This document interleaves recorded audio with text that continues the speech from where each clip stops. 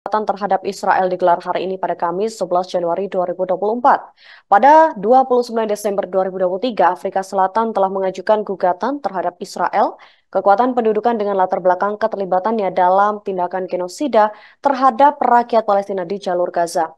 Kemudian pada Kamis ini ICJ dengan panel yang terdiri dari 15 hakim telah mendengarkan Afrika Selatan dan tim hukumnya selama 3 jam lebih.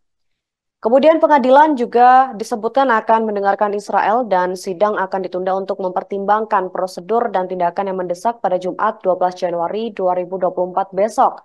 Sekitar 200 profesor dan juga pakar hukum internasional mengumumkan dukungan penuh terhadap gugatan yang diajukan oleh pemerintah Afrika Selatan ke Mahkamah Internasional terhadap pemerintah Israel karena melanggar Konvensi Genosida 1948. Sementara itu, Israel sendiri dijadwalkan akan hadir di hadapan Mahkamah Internasional untuk menghadapi tuduhan melakukan genosida di Gaza. Afrika Selatan yang mengajukan kasus ini menuduh Israel telah melanggar hukum internasional dengan melakukan dan menggagalkan mencegah tindakan genosida untuk menghancurkan warga Palestina di jalur Gaza. Namun, Perdana Menteri Benjamin Netanyahu terus membela diri. Netanyahu dengan tegas mengatakan bahwa negaranya tidak pernah berniat untuk menggusur penduduk Palestina dari tanah Gaza. Dalam cuplikan video berbahasa Inggris yang diunggah Netanyahu juga menegaskan bahwa dirinya menolak seruan para menteri sayap kanan untuk membangun kembali pemukiman Israel di wilayah Gaza.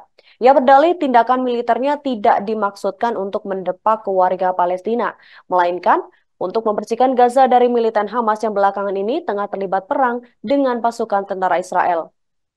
Senada dengan Netanyahu, para pejabat Israel juga membantah laporan bahwa negaranya terlibat dalam negosiasi dengan negara-negara asing untuk mengusir ribuan warga Palestina dari Gaza. I want to make a few points absolutely clear. Israel has no intention of permanently occupying Gaza or displacing its civilian population. Israel is fighting Hamas terrorists, not the Palestinian population. And we are doing so in full compliance with international law.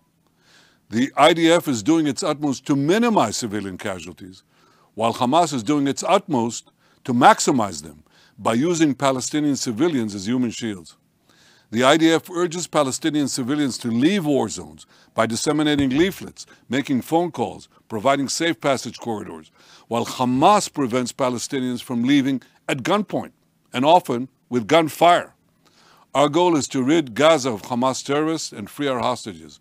Once this is achieved, Gaza can be demilitarized and de-radicalized, thereby creating a possibility for a better future for Israel and Palestine. Download Tribun X sekarang. Menghadirkan lokal menjadi Indonesia.